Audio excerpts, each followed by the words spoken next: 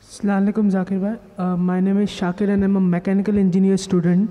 I would like to ask you a question that how can you prove to an atheist scientifically the existence of God?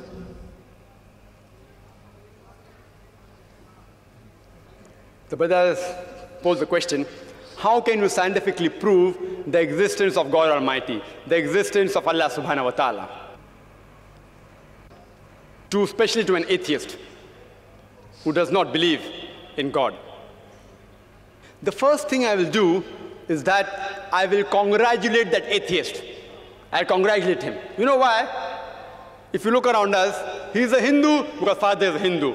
He's a Christian because father is a Christian. Some Muslims are Muslim because their fathers are Muslim. This person, though he may be coming from a religious background, he does not believe in the false God which his parents attribute to. So he does not believe in God.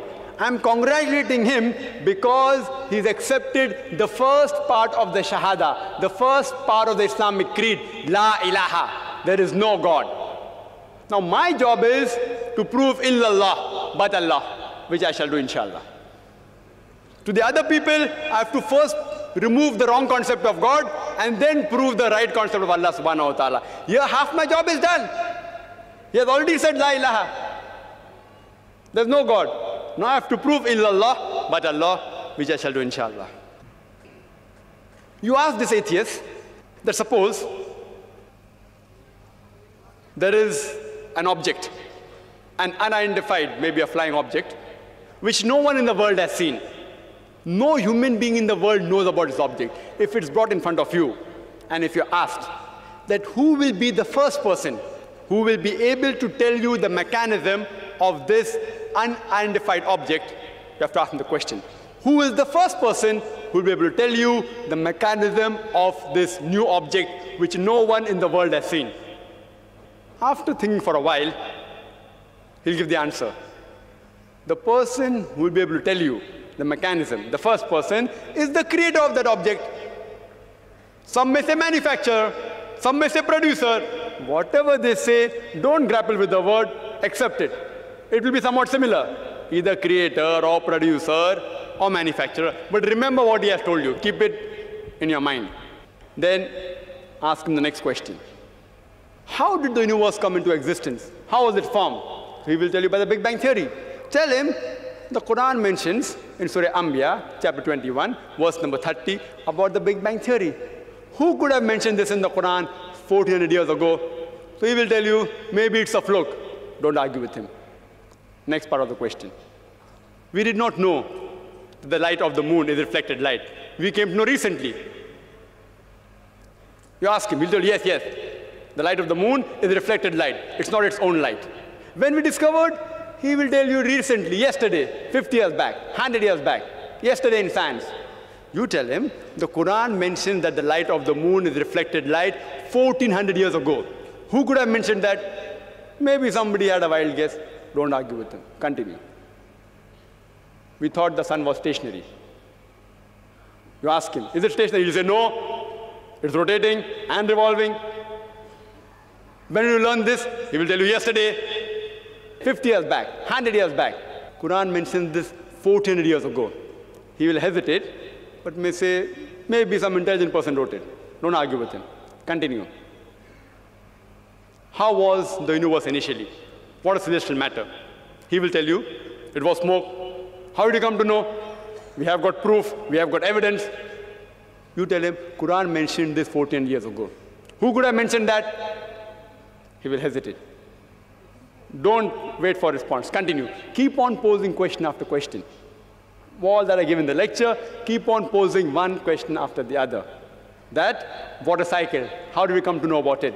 Quran mentioned 14 years ago. About every living thing made from water. Who could have mentioned that? Quran speaks about botany, the male and female. Who could have mentioned that? Pose one after the other and ask the question, who could have written that? Then you tell him that there's a theory known as theory of probability. That if you have two choices, out of which one is right, the chances that you will make the correct choice just at random is 1 in 2. For example, if I toss a coin, It can either be heads or tails. The chances that I'll be right will be 1 in 2. If I toss it twice, the chances that I'll be right both the times will be 1 upon 2 multiplied by 1 upon 2, that is 1 upon 4, 25% chance. If I toss it thrice, chances I'll be right all 3 times, 1 upon 2 multiplied by 1 upon 2 multiplied by 1 upon 2, it's 1 upon 8, 12.5%. A dice has got 6 sides. If I throw a dice, the chances that at random I'll be correct is 1 upon 6. If I throw it twice, the chances that both the time I'll be right will be 1 upon 6 by 1 upon 6, 1 upon 36.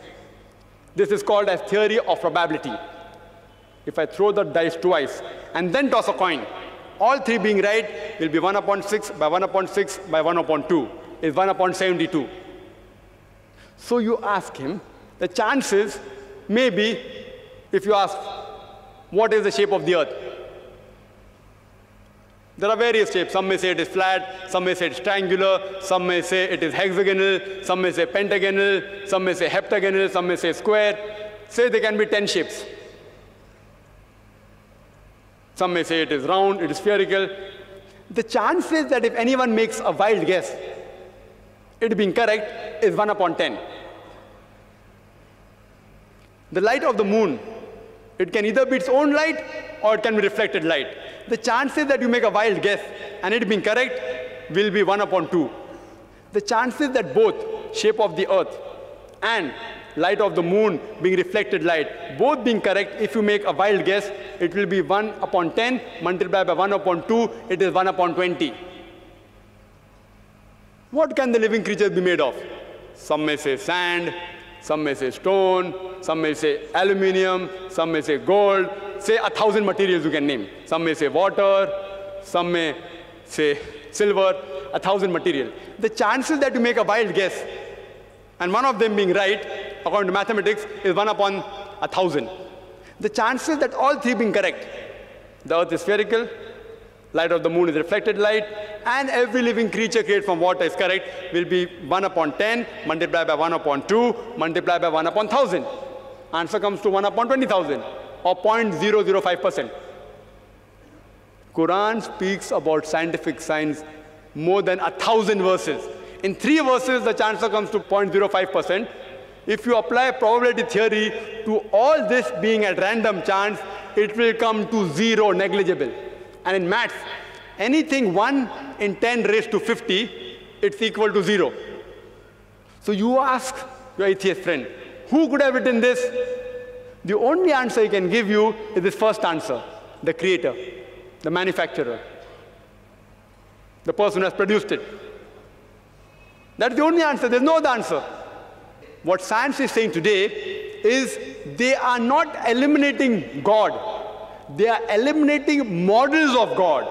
La ilaha illallah. They are not eliminating God, but models of God. I hope that answers the question.